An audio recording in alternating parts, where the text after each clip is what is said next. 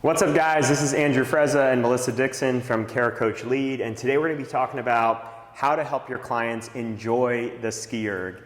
And we've also already done a bike version of this and a row version of this, and it's really important that we frame it the way that this is, where we talk about helping your clients enjoy these machines, because sometimes when we're trying to help our clients make technical improvements, especially on cardio equipment, sometimes we get in this dynamic where the client's just like, just let me do my thing. I just want to row. I just want to bike. I just want to ski. And they're not really bought into the changes that you want to make. So I found that if we can frame things and even open it up to a group or an individual and say, hey, how many of you guys enjoy the ski erg? How many of you guys struggle with the ski erg? Oftentimes you're going to see a lot of hands go up. And then if you can say, cool, I'm going to give you guys some things today that's going to improve your technique and hopefully help you enjoy the ski erg more because your technique is improved, you're more efficient, and you're wasting less energy. So that's really the goal of this video, and I encourage you guys to frame it the same way for your clients when you're delivering whatever resonates with you from this video over to them, okay? So we're gonna talk about three main things today. We're gonna talk about mastering the positions, we're gonna talk about avoiding excess pulling and pushing on the ski, and then how to identify energy saps, all right? So when we talk about mastering the positions, we're really talking about mastering the start position and the finish position and kind of really ignoring what happens in between, at least to start, okay? And this really works with a bunch of movements. This works with deadlifts too, where if you just focus on a good setup and a good finish, the in-between will tend to work itself out, but I find it's pretty true with the ski erg, all right? So when we talk about the start position,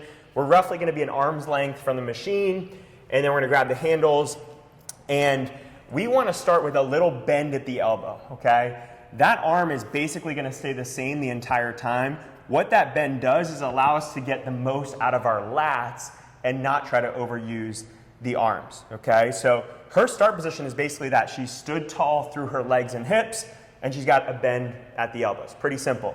Now her finish position is going to be down by either her knees or her thighs, okay? And she's going to maintain that little bit of bend at the arm. Her lats are engaged. And for those of you guys that are coaches, this should look like a couple positions too. This should either look like the kettlebell swing, load absorb position, or it should look like position 2 in your hang clean at the top of the knee.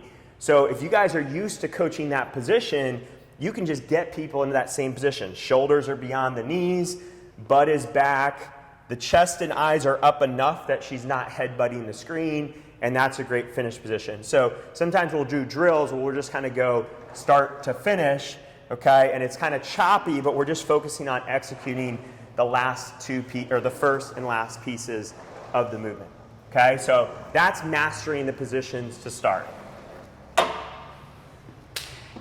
A lot of times I hear people who are telling me like, oh, you know, I didn't show up that day because it was ski erg. I didn't show up because it was XYZ thing. And ski erg's that one that pops out a lot, especially with women. And I think it's so much of that lat-driven movement that women don't feel that engagement with. Mm-hmm.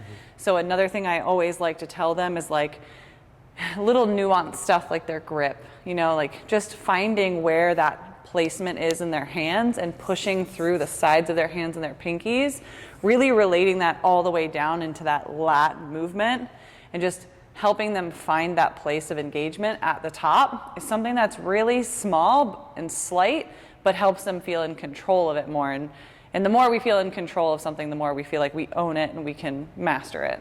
Yeah. All right, so let's talk about avoiding excess pulling and pushing. I'll let you show this one, Mel, and explain what we're looking for here. Yeah, so when we're talking about excess pulling in particular, this is something for coaches to look out for when that person is actually feeling like they're initiating with an arm pull. And a lot of times what that's gonna look like is staying under the handles.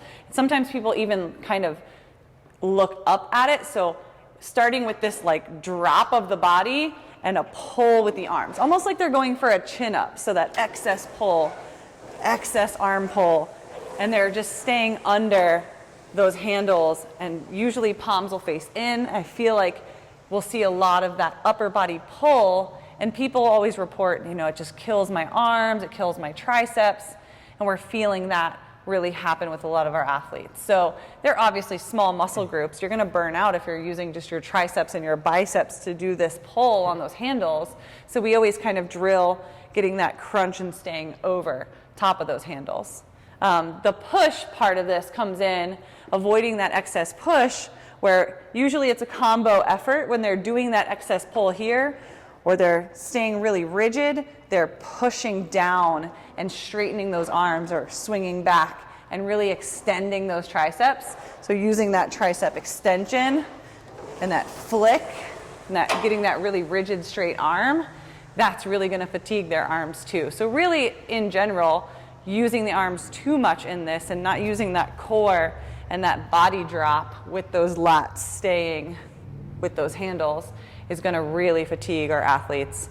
And the more fatigued they become, the more out of control they become, and the less they enjoy this. Yeah, so if you just really want to hone in on the elbow, you'll be able to kind of spot either of these two things happening wrong, because that elbow really should not have much change at all. So if you see an overbend or an overextend, then that's a likelihood that they're making one of these faults. Also, you could think about it like what the actual goal of this machine is. It's meant to train cross-country skiing where you're driving your poles in the ground. Think about how little power you're going to get out of a tricep driving into a ground versus using your body weight, using your lats to drive through. Way more powerful, and you're going to be able to really exhibit some force into the ground if you were doing the real deal cross-country skiing. Finally, let's talk about identifying energy saps. And there's a lot of different places that energy can just get lost all over the place. Probably the biggest one that I see most often is that instead of hitting that finish position down here, people will go way too low and they'll slam their head down, they'll kind of throw their butt way back, and it's a lot of excess force on that low back.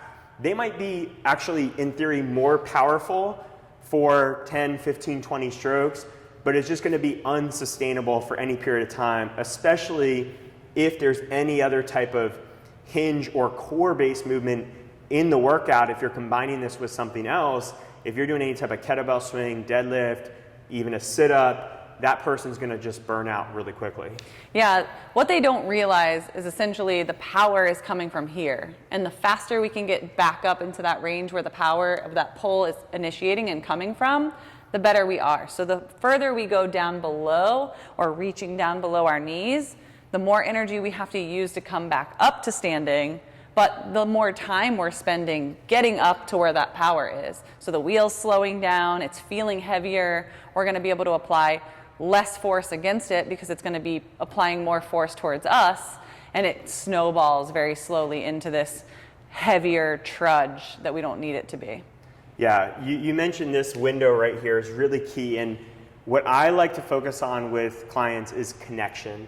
And one of the things that I found with the Ski Erg, and I always compare it to double unders, is that you can get 85 to 95% technically correct in the Ski Erg, or you might be able to get 10 to 15 unbroken double unders fairly quickly with a coordinated client.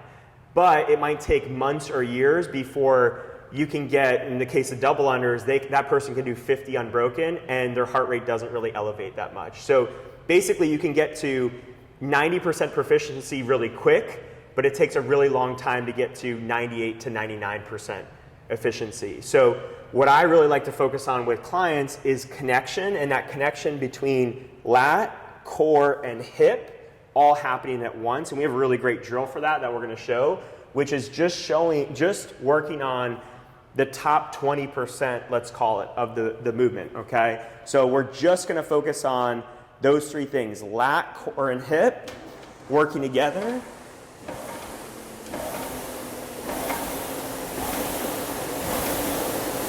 And see how much power we can get with just those three elements.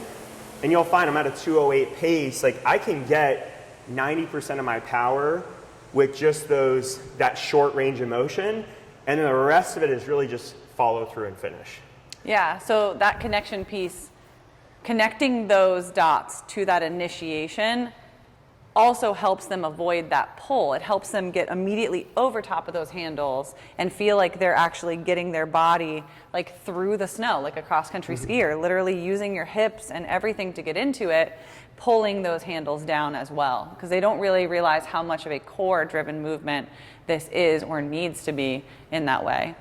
Another big one, so we focused on the top, coming back down to the bottom where we said you're going too low.